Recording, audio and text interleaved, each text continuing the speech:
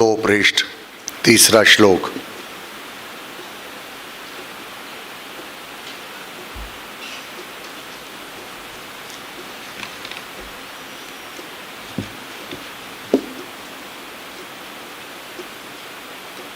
दो पृष्ठ पहला अध्याय तीसरा श्लोक।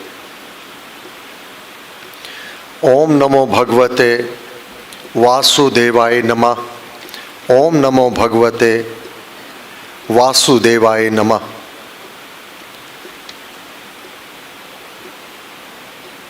मेरे पूज्य आचार्य अपने बुद्धिमान शिष्य द्रुपद पुत्र दृष्टुद्युम्न द्वारा सजाई गई पांडव पुत्रों की इस बड़ी भारी सेना को देखिए, अथवा अपने कट्टर शत्रु दृष्टुद्युम्न और शस्त्र अस्त्र के संचालन में परम कुशल अपने बुद्धिमान शिष्य अर्जुन द्वारा सजी हुई पांडवों की इस बड़ी सेना को देखिए कि यह कितना घोर रूप धारण किए हुए है। यहां पर दुर्योधन किस प्रकार से व्याकुल हो रहा है, किस प्रकार से युद्ध आरंभ होने से पूर्व ही घबरा गया है। अपनी सेना, कौरवों की सेना पांडवों की सेना से कहीं अधिक है, कहीं अधिक, परंतु यही अंतर है। जब मानव अधर्म के मार्ग पर होता है तब उसमें शंका, भीरुता, डर, भय ये व्याप्त रहता है, जबकि दूसरी ओर अर्जुन की सेना में सैनिक रथी कम होने पर भी वह अभी तक स्थिर बुद्धि है, नहीं घबराया अपार सेना को देखकर। परंतु दुर्योधन व्याकुल हो रहा है।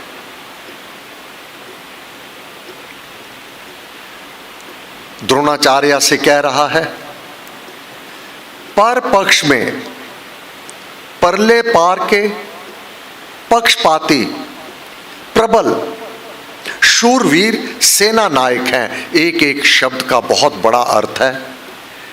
पहले कहा परम कुशल, उससे बढ़कर कुशल और कोई नहीं। द्रुपद पुत्र दृष्टुद्युम्न जो सेना नायक है, फिर महारथी है,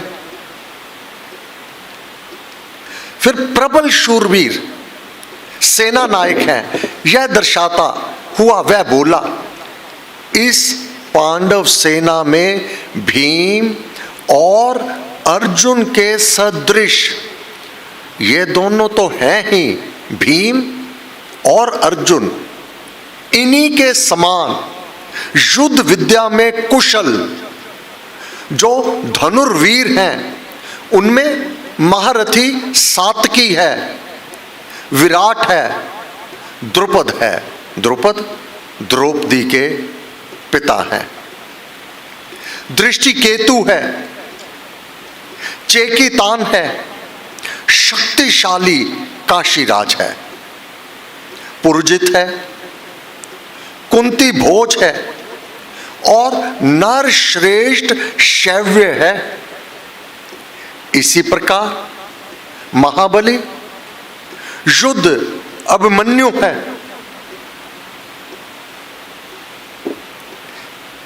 बलवान उत्मौजा है। सुभद्रा का पुत्र अभिमन्यु है और द्रौपदी के पुत्र हैं। ये सभी सेना नायक महारथी हैं, महारथी। एक एक ये महारथी, महारथी कौन? एक व्यक्ति, एक सैनिक 10,000 सैनिकों के ऊपर विजय हासिल प्राप्त कर चुका। एक बार नहीं, अनेक बार। सामने 10,000 सैनिकों का कोई समूह होवे और इनमें से कोई भी एक चला जावे, आज तक वह हार करके नहीं आया, वह सदैव विजय हासिल करके आया है। तब वह घबराया हुआ है कि हमें युद्ध किन के साथ करना है। एक एक व्यक्ति महारथी है, अर्थात 10,000 सैनिकों के ऊपर भी एक भारी है, इसलिए घबरा रहा है। महारथी हैं, बड़ी बड़ी रथ सेनाओं के सेनापति हैं, बड़ी बड़ी रथ सेनाओं के। रथ कितने हैं? 1,51,828 रथ। कितनी बड़ी सेना है। हे द्वंजों में श्रेष्ठ, अब हमारे पक्ष के जो मुख्य हैं, विशेष वीर हैं, मेरी सेना के नायक हैं, उनको आप जान लीजिए। क्यों कह रहा है? क्योंकि सेनापति को जब तक यही नहीं पता होगा कि हमारे पक्ष में कौन कितना समर्थवान है और पर पक्ष में कौन कितना ताकतवर है, तो वह उसका समन्वय नहीं बिठा पाएगा कि किसके साथ किसको युद्ध करवाऊं। तो यहां पर घबराया हुआ दुर्योधन द्रोणाचार्य से यह बात कर रहा है कि आप तो श्रेष्ठ हैं ही, दोनों पक्षों में आप श्रेष्ठ हैं, निस्संदेह वह महारथी हैं, परंतु विद्या तो आप ही से सीखी है। दोनों सेनाओं में अगर श्रेष्ठतम हैं तो गुरुदेव आप ही हैं। अब प्रशंसा कर रहा है, उनको और प्रोत्साहित कर रहा है। हे द्वंजों में श्रेष्ठ, अब हमारे पक्ष के जो मुख्य हैं, विशेष वीर हैं, वीर तो बहुत हैं, परंतु उनमें जो विशेष है, जो आपके लिए जैसा आप चाहते हैं वह युद्ध को अंजाम तक पहुंचा सकते हैं। अब इनका इस्तेमाल आपको कैसे करना है? मेरी सेना के नायक हैं, उनको आप जान लीजिए। आपकी जानकारी के लिए उनके नाम मैं आपको बताता हूं। उनमें एक तो आप हैं, अपने आप में आप बड़ी सी बड़ी सेना के ऊपर आप विजय हासिल करने में सक्षम है। जब कभी अपना ही बालक या अपने घर का ही कोई बड़ा धैर्य को छोड़ बैठे, पत्नी भी अपने पति से कहती है, आप क्यों चिंता करते हो, ये तो कार्य आपके लिए कहां कठिन है, हौसला। इसी प्रकार मां अपने बच्चे को घबरा रहा है, एग्जाम है, कैसे होगा, तू बहुत अच्छे नंबरों में उत्तीर्ण होगा। ये जो हौसला अफजाई है, ये बहुत बड़ा कार्य करती है। ये मानसिक अवस्था को उच्चतम श्रेष्ठतम अवस्था में पहुंचा दिया करती है। यहां यही दुर्योधन कर रहा है।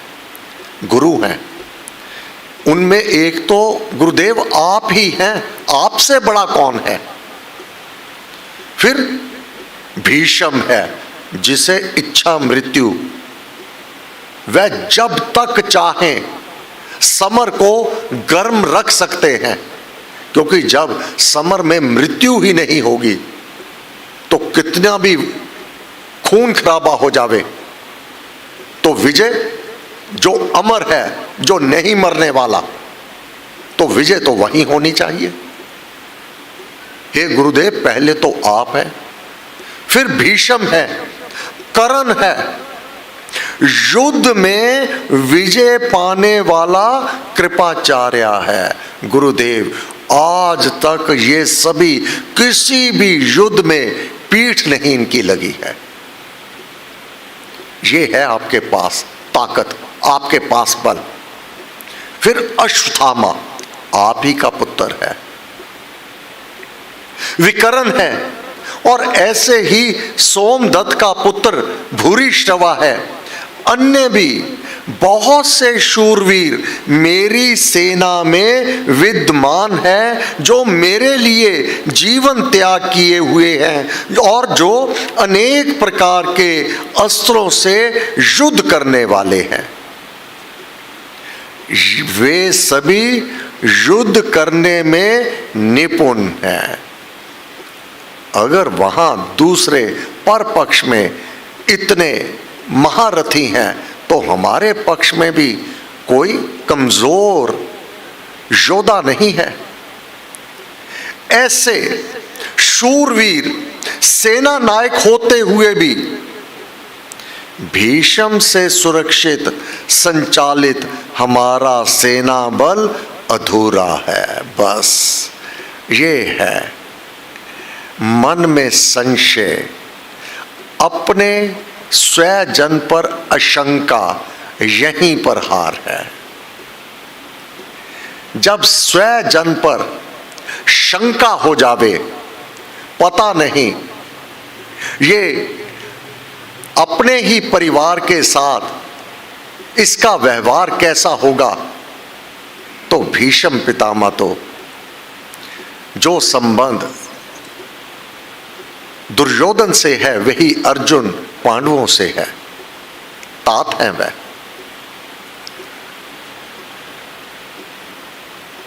उनमें भी प्रेम रथ है, परंतु वचनबद्ध है भीष्म पितामह हस्तिनापुर की रक्षा के लिए। अधर्म के मार्ग पर वह चल पड़े हैं, क्योंकि दुर्योधन अधर्म के मार्ग पर है। यह विधि का विधान है। इच्छा मृत्यु अवश्य है, परंतु विधि जन्म और मृत्यु सदैव अपने हाथ में रखती है। भगवान ने कहा है ये मेरे हाथ में है। और भीष्म पितामह को इच्छा मृत्यु होते हुए भी वान स्वयं भगवान कहेंगे अर्जुन को, तू अपने कर्तव्य का पालन कर। हमारा प्रधान सेनापति भीष्म है, वह वयोवृद्ध है, पांडु पुत्रों में भी प्रेमबद्ध है और उनकी हित कामना भी किया करता है। अब यह शंका दुर्योधन को, वह शूरवीरता का भाव यहां डावाडोल हो रहा है। इस कारण हमारी सेना शक्ति अपूर्ण है, जब अभी युद्ध आरंभ ही नहीं हुआ है।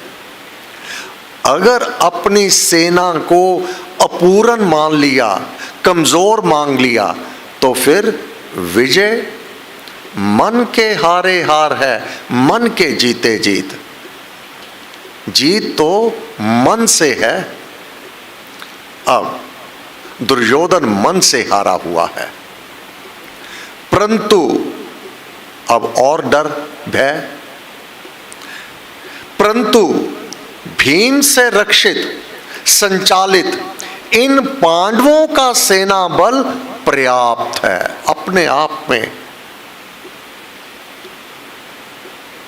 युद्ध का निर्णय क्या होने वाला है, दुर्योधन अपने मुख से ही वर्णन कर रहा है। परंतु भीम से रक्षित संचालित इन पांडवों का सेना बल पर्याप्त है। पांडव सेना का रक्षक, हमारा कट्टर शत्रु, प्रबल विरोधी भीम है जो अपने पक्ष का परम पोषक है। इसलिए इनकी शक्ति पूर्ण है अपने परिवार में। अगर अपने परिवार के सदस्यों पर पूर्ण विश्वास है और अपने परिवार के प्रत्येक सदस्य के प्रति हम समर्पित हैं, तो जहां वही धर्म है, जहां परस्पर एक दूसरे का सहयोग होगा, प्रोत्साहन होगा, एक दूसरे के लिए अपने आप को बलिदान बनाने में मानव तत्पर रहेगा, विजय उस घर में, उस परिवार में कदम चूमेगी। गीता हमें पग पग पर हमें अपने जीवन में कैसे रहना है। अब दो परिवारों का ही तो झगड़ा है, कौरवों का और पांडवों का, यही झगड़ा है ना। और साधारण मानव के घर में भी यही रहता है। अब इसमें विजय, सुख, वैभवता, ऐश्वर्या कहां होगी? जहां परस्पर एक ने कही दूजे ने मानी, परस्पर प्रेम होगा, परस्पर विश्वास होगा, परस्पर एक दूसरे के प्रति समर्पण होगा, कदम चूमती है सफलता। यह इस पाठ में बहुत बड़ी शिक्षा है। स्वजन पर अगर आपने शंका कर ली, स्वजन की कमियां ही देखते रहे, तो दरिद्रता, कष्ट, दुख, इसका साम्राज्य अपने ही परिवार में उत्पन्न हो आवेगा और सभी नष्ट भ्रष्ट हो जाएंगे। स्वजन पर शंका करना, स्वजन पर विश्वास ना रखना, स्वजन को कम और बहुत निम्न मांगना,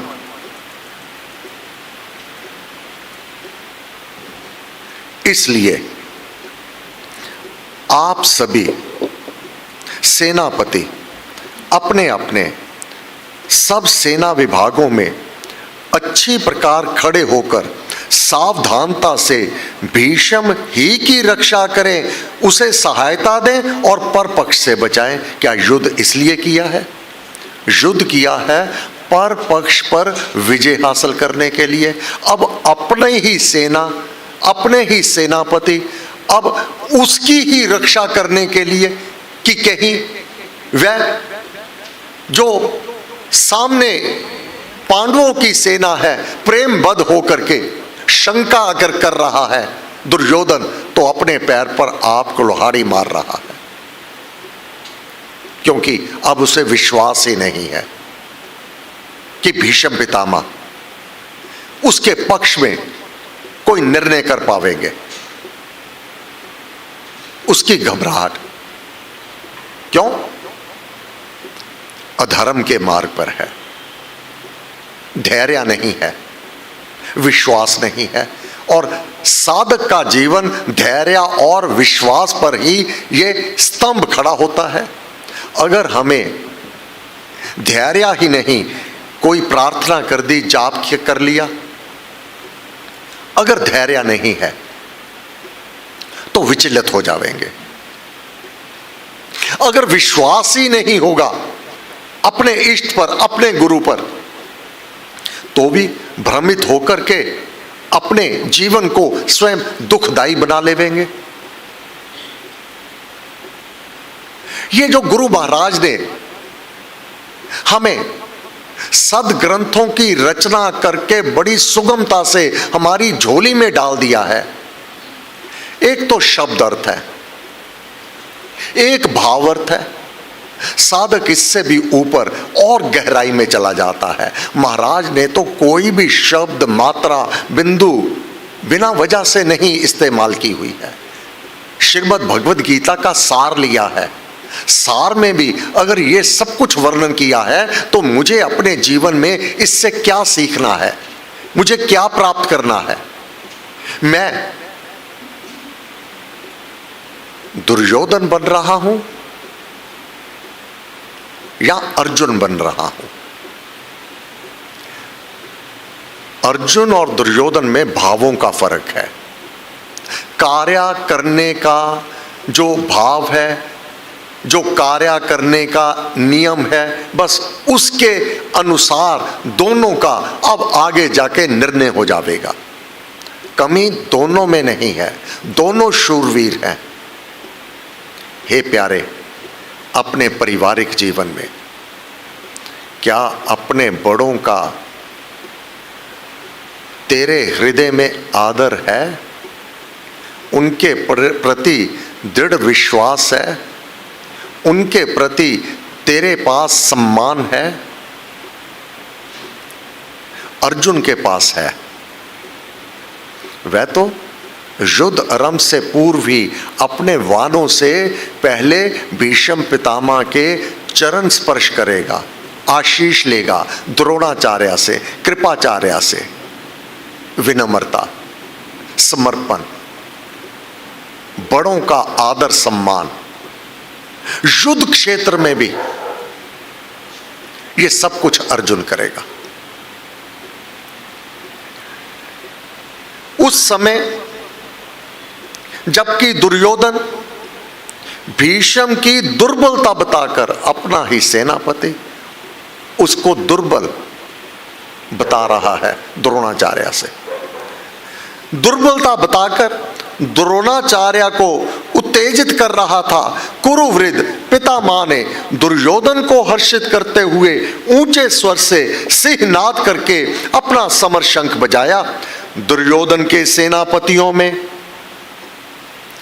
परस्पर मेल नहीं था,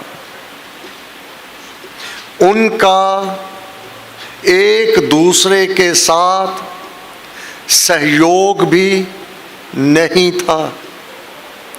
इसी कारण राजा दुर्योधन ने भीष्म की दुर्बलता दिखाकर द्रोण को उकसाना आरंभ किया, जिससे आवेश में आकर वह संग्राम में सहयोग दे। ओम नमो भगवते वासुदेवाय नमः। ओम नमो भगवते वासुदेवाय नमः। आरंभ में वेद व्यास जी ने जो संजय को दिव्य चक्षु दिए हैं, साथ ही युद्ध का क्या परिणाम होने वाला है ये पहले ही वह जान गया है। यह भी शक्ति दूसरे के मन में क्या चल रहा है, दोनों सेनाओं में भीतर कौन शूरवीरता को लिए चल रहा है, कौन भीरुता के लिए चल रहा है, दिखाने में कैसा भी इस्तेमाल कर रहा है, शब्दों का प्रयोग क्या कर रहा है, परंतु उनके मन में क्या भय है अथवा साहस है, यह संजय जान रहा है।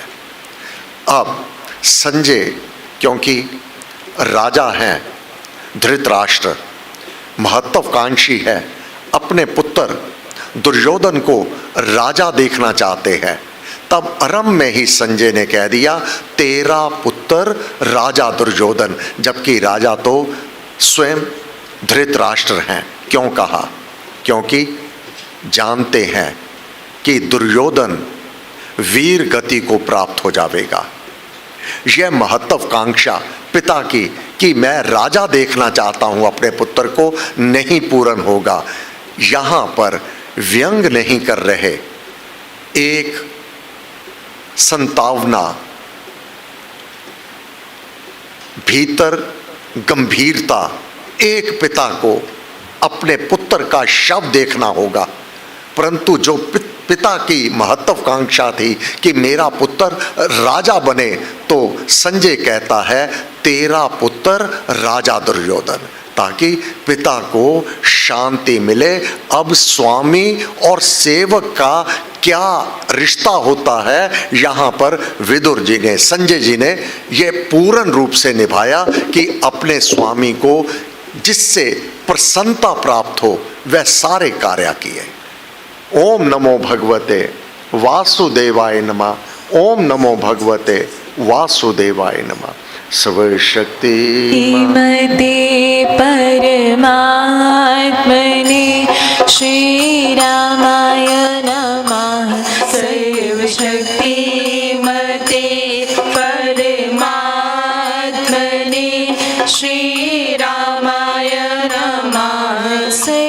शक्तिमते परमात्मने श्री